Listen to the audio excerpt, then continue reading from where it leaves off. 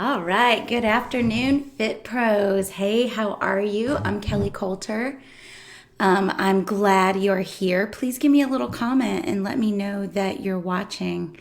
Today, we're going to talk about virtual classes. We started this conversation yesterday, and we're having it just based on the overwhelming need that our community has right now to get up and running doing some virtual workouts, either because we really feel the need to help our communities stay mentally well, stay physically well, and we know that they really rely on us in order to do that, or because we also need to try to keep our businesses healthy and intact and creating some revenue. So, we are here today to talk about our virtual classes. We're going to start off by talking a little bit more about wardrobe and setting for our virtual classes.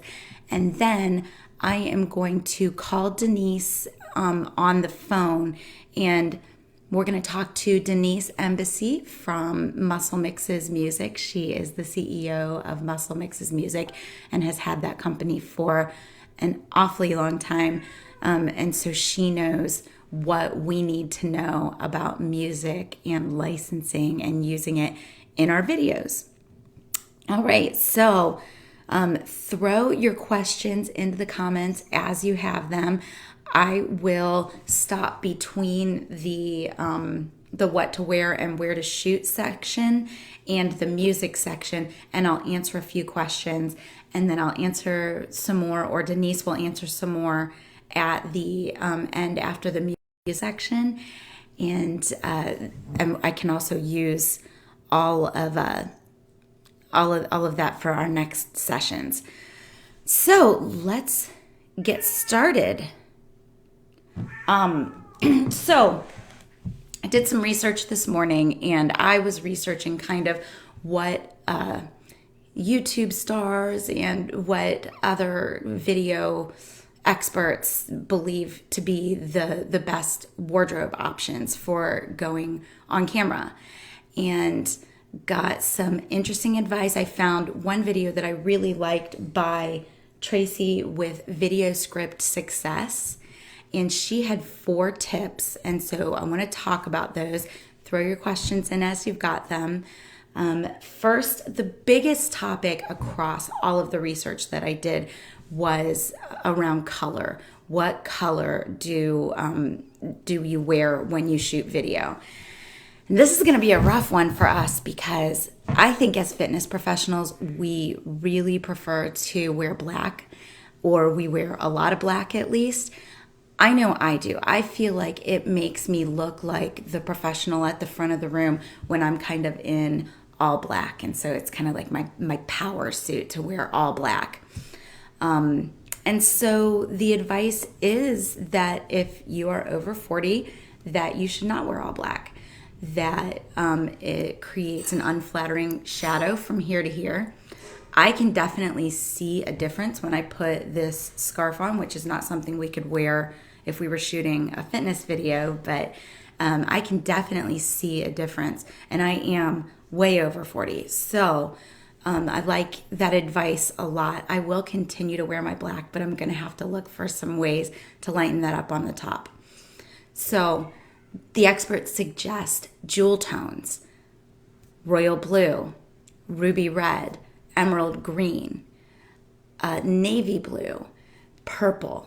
Those are gem tones, jewel kind of colors that tend to stand out and pop without taking over. Some things to avoid are patterned clothes, things with a crazy pattern that's going to kind of distract and make people look at the clothes instead of at you. Really bright colors, so bright red is going to be a no-no, and white is going to be a no-no because it just tends to suck up all of the light and attract attention to itself rather than to you. And I think that makes a lot of sense. I like when I've had headshots done in the past, I like them in white but only if there's a dark background. There's got to be kind of that yin and yang there. So that makes a lot of sense. Avoid neon. So when we talk about jewel tones, that's different than neon. Neon is like what we wore in the 80s when we had that glow in the dark green and the glow in the dark orange and the glow in the dark yellow. So you want to avoid those. And then you want to consider what color your background is going to be when you start looking at what you are going to wear.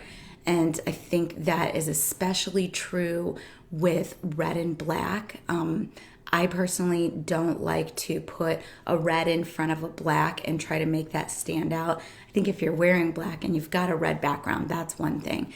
But for having a black background and then trying to wear red doesn't really work. But also there are colors that are just going to clash with each other. Purple and blue aren't going to look great together. Yellow and green, yellow and blue. You want to make a kind of more calming, cohesive look with your clothes and then the background behind you. So consider what is going to be in the background when you choose what you're going to wear. When we talk about the shapes of the clothes that you're going to wear, I discovered this firsthand today teaching my 8 a.m. live yoga class that I did on Facebook Live. So I like to wear kind of a big t-shirt. It's a more fashionable t-shirt. It's not like a concert t-shirt or something. But I love those t-shirts that cross in the back, and so they're kind of roomy and then they're open in the back. I think those are really cute and flattering. And so I wore one of those today, and I had on a head mic today. And every time I went over to do downward dog and I looked at my upper thighs, then the head mic would hit the t-shirt because the t-shirt is falling all the way down. So the more that you can do shape-fitting garments, the better. I think with the fitness instructor community, that's not as much of a problem unless you've got somebody that does kind of like to wear a couple of layers or things like that. But for most of us, it's not going to be a great problem. So jewel tones, form-fitting as much as possible. Consider your background before you choose your outfit. And she did mention that if you choose to wear black, that you try to even that out with some color somewhere else. And, I think with fitness instructors, that might be possible by adding, a baseball hat, maybe a piece of jewelry. I think it's harder. You can't wear a scarf like I am right now to break up that black. The other thing that we want to mention is jewelry. So most of the time, I think a lot of us don't wear jewelry for the most part when we're teaching, but you might be tempted to put on a couple of bracelets or some earrings. And what you may find is that they're going to make a sound in the microphone. And so you want to really be aware of what kind of jewelry you put on, how many layers of jewelry you put on, and whether or not that jewelry is going to move around and be distracting in any way. And just watch out for that. So I think a little pair of earrings is great, maybe a necklace if you're not going upside down. But be aware of what movements you're going to be doing and then how that's going to interact. And Valerie's saying, watch the hats. I completely agree with that because wearing a baseball hat, it's something that we all like to do. It catches the sweat. It, kind of looks cool. It has maybe a fun logo on it that we like. But a baseball hat does hide your face. So it's sitting right here. And imagine if I was kind of sitting right here trying to do this video with you. I'm at about eye level, just like I would be with my participants. And it's just hiding my face that much. It's creating kind of a barrier between us having a more one-on-one connection and a more direct relationship. So hats, I would say turn them around backwards, maybe a headband instead. Yeah, and Valerie said she reverses all her hats too. Okay, so let me see if I've got everything here. Makeup. Y'all, I would love to hear what everybody is thinking about makeup because I've gone back and forth with this one. So I started off in the first video that I did not wear any makeup on. I think I put a little mascara on. And I went back and looked at it. I really wasn't happy with the way I looked. There was a lot about that video that was wrong, even besides the makeup. But so then the next video, I put on more of a full face of makeup. I have a lighter foundation that I use. I use the Burt's Bees with the tint in it, and I put that on. I put concealer on. I had eyeshadow on, and I had on mascara. And by the end of the video, I was wiping that all from under my eyes in really ugly ways. So I think you have to find your happy medium. You have to be comfortable when you go on camera and feel like you look good. And a lot of that is going to have to do with your lighting too. So there's a lot you can do with your lighting that will cause you to not have to use as much makeup, but you have to have a comfortable amount of makeup and feel like you look your best without it running down your face and really causing problems by the end of the video. At the end of the day, we just want the whole shoot to go smoothly with us kind of walking off camera and wiping our faces or wiping our faces in the camera as much as possible. So I would say if you're going to go with the less is more philosophy, maybe some powder and some waterproof mascara. There is also a trick that you can do with your eyeliner where and sorry, this is just for the ladies. I know we do have a few guys here. So there's a way that you can take your eyeliner and go up under your eyelid like this. Does that make sense to you guys? So it's not going across right here. It's actually going, I actually lift my eye a little like that and I put it up under. And then it doesn't end up running down my face. So that can help. A little bit of, it's called uplighting, I believe. Maybe some waterproof mascara, maybe a little bit of powder, maybe a light foundation. Hello, Denise. So Denise is with us. So when we get through with this section, we'll give her a call. So waterproof mascara, maybe a little lipstick or just some tinted lip balm or something like that. Keep it light. That would be my suggestion. Your hair. So I have tried this a couple ways as well. I tried up, and again, I just it didn't look like I had enough hair. Sometimes I wear those little buns so that it makes it bigger, and I think those can be nice. You can go with your hair down if you're comfortable with that. Some people can teach a whole class with their hair down. I cannot. And so I found when I tried to wear my hair down that I was in the middle of class trying to manage talking, demonstrating yoga poses, and somehow getting my hair put up because I'm not able to go through a whole class with my hair down. So that's something that you want to look at and spend just a few minutes on. You know, none of us want to be spending hours setting up for these videos, but a few minutes of preparation and then really just taking a good hard look at where you're at can prevent you from having an uncomfortable situation when you're on camera or having to reshoot something or just not liking the way that video turns out. All right, so let's talk about the background that you choose. And we talked a little bit about this yesterday. I think there is probably more that can be said about it even later in the week as we all try and are continuing to create virtual workouts. So what I want to say for now is take time, scout your house, look at your locations, make sure that you're finding a spot in your house that is uncluttered, that maybe you have a plain wall or a very attractive wall behind you. I think if you have a dining room in your house, they can be great if you can get somebody to help you move everything out. And if you don't have a chandelier that's going to be interfering with what you're doing. So I'm in my dining room right now, and I've been shooting my videos on the back screened porch, and that works great. But if there's a day that it's raining or thundering, then we will come in here and I'll move everything out and I'll just shoot it right here. And that should work really well because I have great natural lighting in my dining room. So scout your house. Does anybody have anything to add to that? Because I feel like this topic for me is a little skimpy.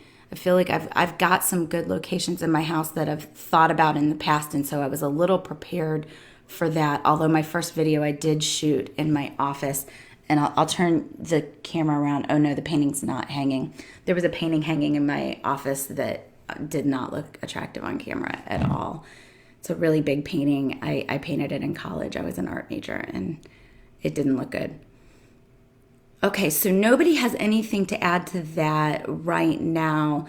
And so the one thing that I will say, plain, neat, no beds. I personally get very uncomfortable when I can see someone's bed on a video call. A lot of people, for business calls, they have their office in their bedroom, and it's kind of off in a corner. And, you know, a lot of us don't have a ton of rooms. It depends on the area of the country that you live in, kind of what size and how many rooms your house has. And so a lot of people have their office tucked into a corner of their bedroom. I get really uncomfortable when I can see someone's bed. There's just something about that is a little bit too intimate for me. And I have got to imagine that I'm not the only one with that. So, yeah, so weird, yes. I got a suggestion in here to talk about looking at the way that you look when you're in the lighting that you're going to have for the class. So especially when it starts to get later in the day and you're shooting kind of an evening class, make sure that you've got enough light. If you do not, maybe check other locations in your house. You know, garages could be a really decent option, actually. I could definitely see using a garage and maybe just cleaning a portion of it out, getting a place that's plainer and using that. But yes, do check your lighting. Do take a few minutes before class. I'm trying to think of how long. I usually start getting ready for my 8 a.m. class at 7 a.m. And that's including like sticking a little makeup on the face, making sure the hair is neat, and then going outside, making sure all the lighting is okay on my screen and porch. My screen and porch, I'm in South Carolina, and we have pollen season in the spring, which means that literally the air is just yellow with pollen. And so you go outside onto the screen and porch and everything's covered in this fine yellow dust.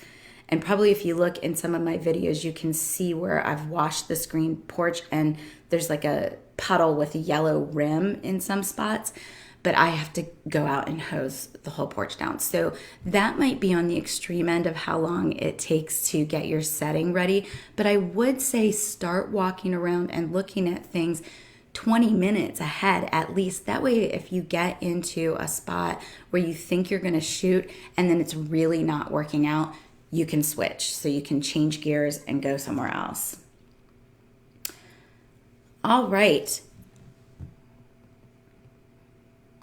Reading some of your comments. Deck is really good. Yeah, the yard is really good. I think one day this week I'm going to walk down to the lake and do it on the dock. I might do that as a special sunset session. Our sun is tending to set around 7:30, so I might do like a 6:30 sunset yoga just as something special.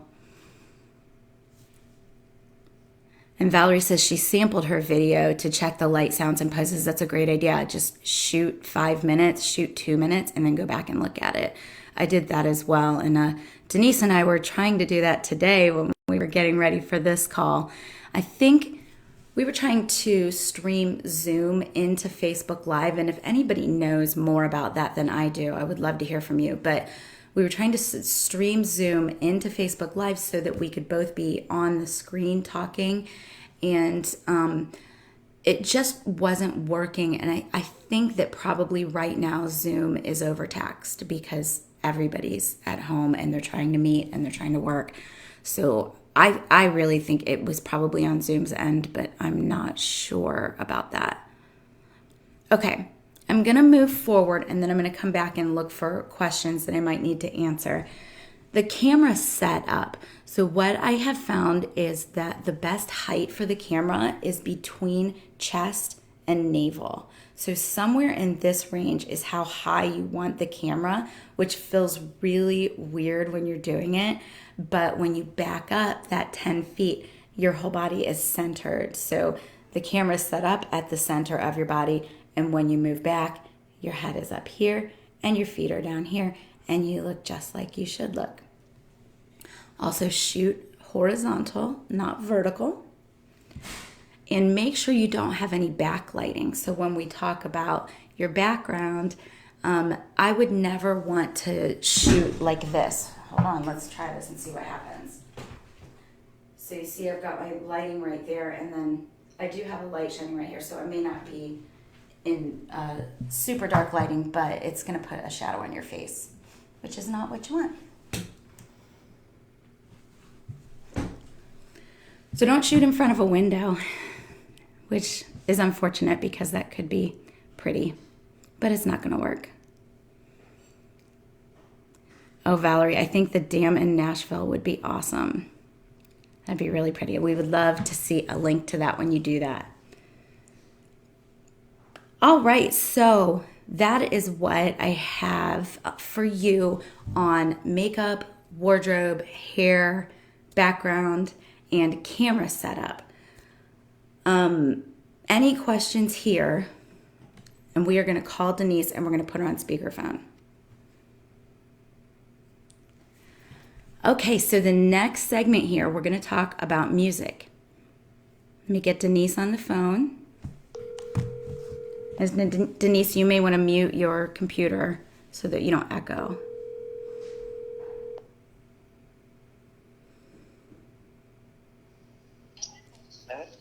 Hey, Denise, Kelly here. Hello, how are you? I'm great. How are you? I hear you saying something else right now, but I guess there's a timing thing. Are you live? Yeah, so probably mute your computer or just turn the volume all the way down because, yeah, you're probably going to get a little echo. I turned it off. Oh, okay. Beautiful. So, Denise, will you tell the group a little bit about yourself and your company? Everyone, can you hear her on the phone okay? Let me know in the comments if you cannot. Hello, everyone. My name is Denise and Bessie, and I founded Muscle Mix back in 1988. I was 20 years old. That's amazing. But we've been producing and, oh, good, you can hear me. Producing and mixing music for the fitness professional for 30 years. So we've been doing this a long time. Yes, you sure have. Were you the first, or I know you were one of the first? We were one of the first. We were one of two.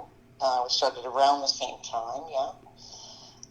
It was, it was the Wild West back then, like it seems to be right this minute. Everything that's happening. Huge turning point, yeah. Yeah, for sure. Well, it's nice to meet everybody and to join you. So just let me know what questions you have, and I'll be happy to help any way I can. Beautiful. So I'll get us started. I know that yesterday we were in this group and we were talking a lot about licensing, and there were questions around when you purchase from a provider like Muscle Mixes or some of the others, can that be used on a live video? Can it be used on a pre-recorded video? Can it be used in a virtual meeting situation like when a personal trainer would be one-on-one with somebody? Okay, very good question. So there's a couple of things that everybody needs to know. First of all, there is a big difference to the music industry between a live stream and a video that's actually recorded and saved. So in my mind, the live stream is kind of like broadcasting, TV broadcasting. When they say, "Here we are at Rockefeller Center," and they're live, they're coming in live. So to the record industry, a live stream they're a lot more lenient with music with live stream than they are with a recorded video that's going to stay there forever. There's actually a license. Let's start with the live streaming. There's actually a license now that clubs or individuals can obtain from ASCAP and BMI. It's called a digital music license that will give them the opportunity to live stream. It's a pretty reasonable, it's a nominal cost. They pay for the year, and then you can live stream all the time. However, I have really good news. I just hung up the phone with ASCAP, and they said during this quarantine and during this pandemic, they're waiving everything. So they're saying just go ahead and use any music you want during this time period. Wow. Isn't that great news? So that would include anything you would download off of iTunes? Mm-hmm. Wow. Only for live streaming and only for during this period. Once the gyms open back up, then it changes. Then you're not able to do that anymore. Then you'll have to obtain that digital license from them, or use royalty-free music, which we have available on our site, as well as I'm sure there's other places you can find them as well. So that's news that I just learned 5 minutes ago. That is really exciting. Thank you for sharing that. I know, isn't that amazing? That is I'm going to amazing. actually report that to everybody.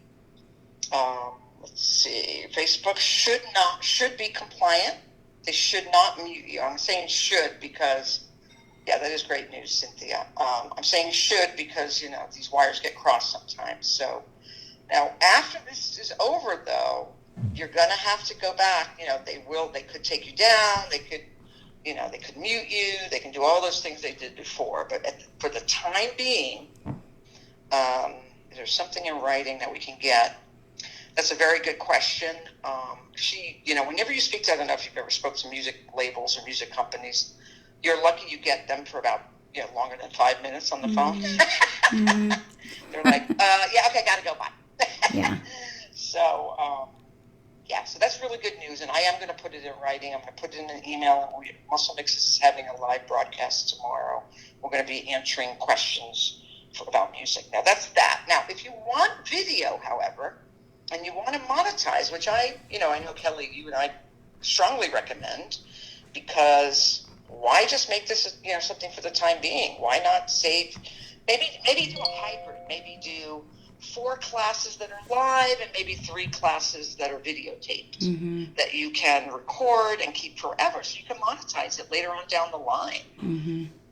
So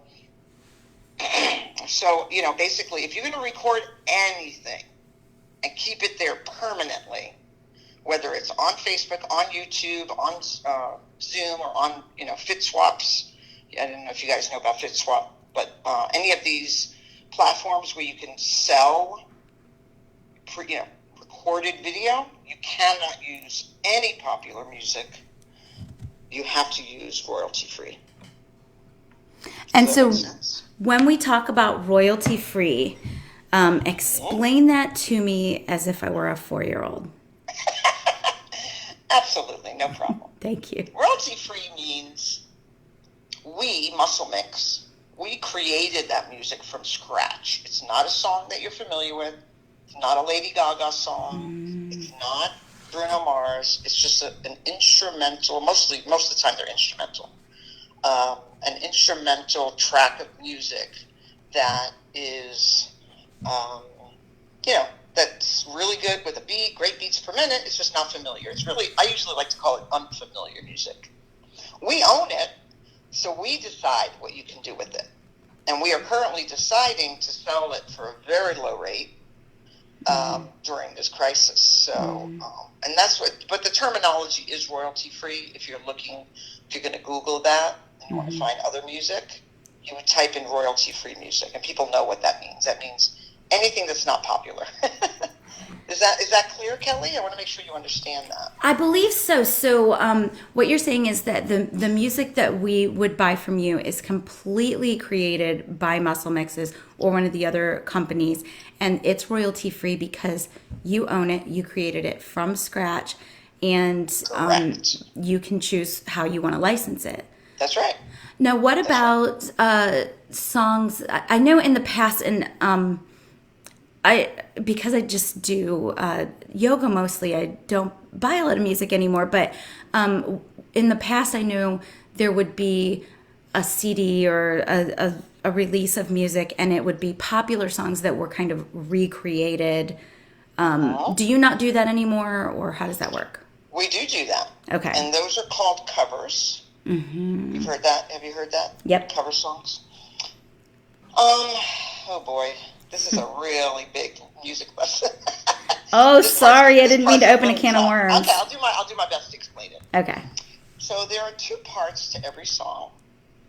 Part one is usually owned by the record label and the musical artist, the person who sang it. And part two is usually owned by the publisher and writer. That's someone who wrote the song. The publisher represents the writer. They're basically the accountant. They collect the money. The record label represents the artist. They're the ones that market the artist. So when we produce covers, we eliminate the record label completely because we're the artist and we're the record label. So all we are responsible for is to pay the publisher and the writer. Unfortunately, that doesn't cross over to video. Even though we can create the popular song without our version of that song with music artists that are us, our people, we still don't have the rights to transfer that over to video. When it comes to video, the record labels and the publishers, they go crazy. They just change everything. What I mean by that is we have what's called a statutory rate. We have a set rate by the government that we pay per unit sold or streamed, period. There's nothing to negotiate. When you go to video, you have to negotiate. They have to say yes. They can say no. So, I know I went off on a tangent. But No, you really it's didn't. a tough subject. It's a tough subject. But we use covers. Muscle Mixes has a combination of both covers, which are re-records of popular songs. And we also have royalty-free songs, which are all original, produced by us, that we own 100%. Okay. And so the royalty free are good to use now in video, and they will always be good to use in video because you own everything about it, and you have sold that with permission to use it however we would like. That's right. In perpetuity, which means you never have to pay us a royalty. See, whenever you work with music companies, you always have to pay them a royalty, 10 cents every one sold. You could sell 1 million copies of the video. We don't care. It's still that one price that we charged you at the beginning. The special we're doing right now, the $20 for a 60-minute royalty-free mix, is for videos and for live broadcasting. Beautiful.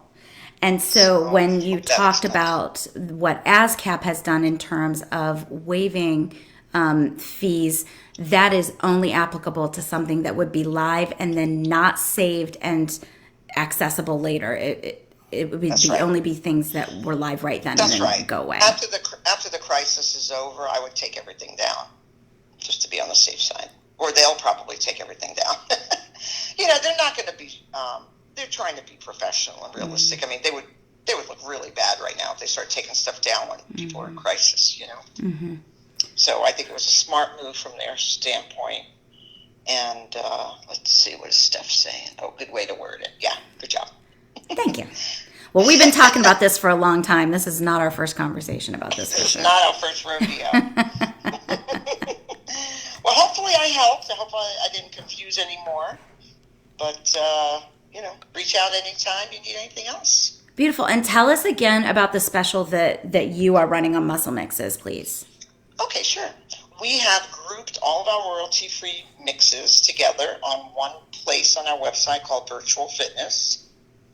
And for $20 each, typically we license music for video. We charge about $250 because that's sort of the going rate because we know, people are going to sell millions of them, hopefully. Well, right now we are just charging $20. You download it and it's yours to use wherever you want. That's really great. Yeah. Really, yeah, I really think great. it's really filling the void right now. Beautiful. People are in crisis, and we got to get them taken care of. I've had both IDEA and ACE contact me already. I mean, everybody is calling me. It's nonstop. Beautiful. It's a confusing subject, I understand. So, well, I'm sure we'll be seeing you on ACE's YouTube channel then soon. They'll probably pull you into a panel. yeah, I think they are. They are. So, all right. Well, next time we'll figure out the live. Yes, we will. Screen. And I'll make sure I have a kitty behind me because that seems to be the requirement. Yes, a kitty, and then my daughter was going to bring her new duckies in to show everybody, but that hasn't happened yet. All right, everyone, hang in there. We'll get through this. Thanks, Denise. Together. All right, take care. No problem. All right. Bye-bye. Bye-bye. Okay, so that was Denise Embassy with Muscle Mixes.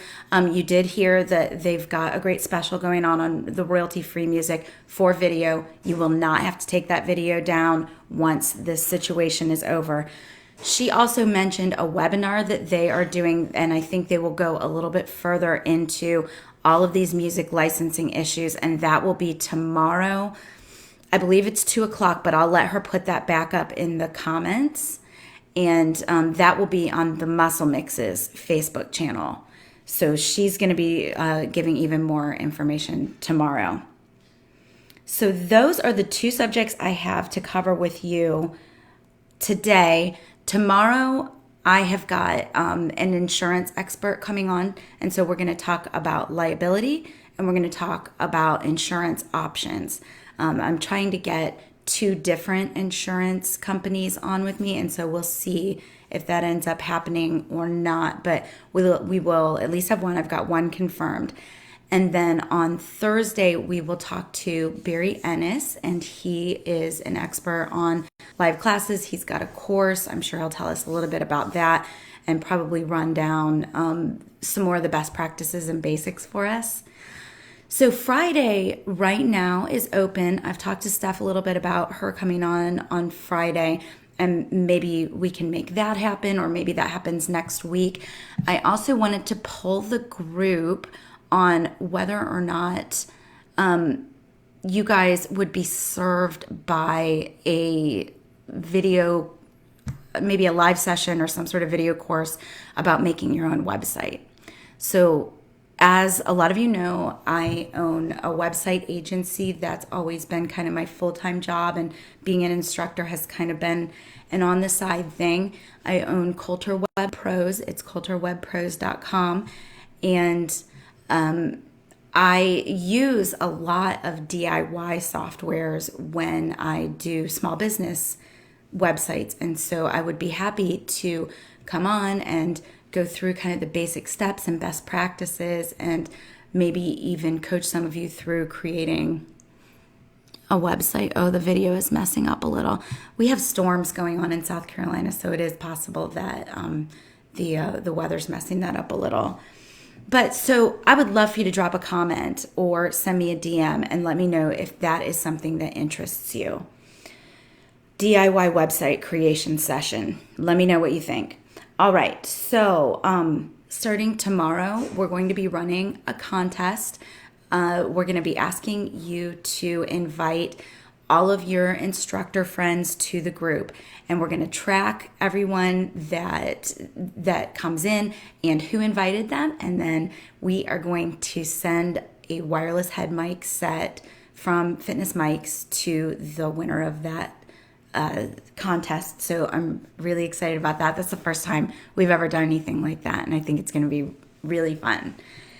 So contest starting tomorrow. Invite every instructor that you know. Get out your whole instructor list and just send them an invite, and let's fill up this group, get it to over 8,000.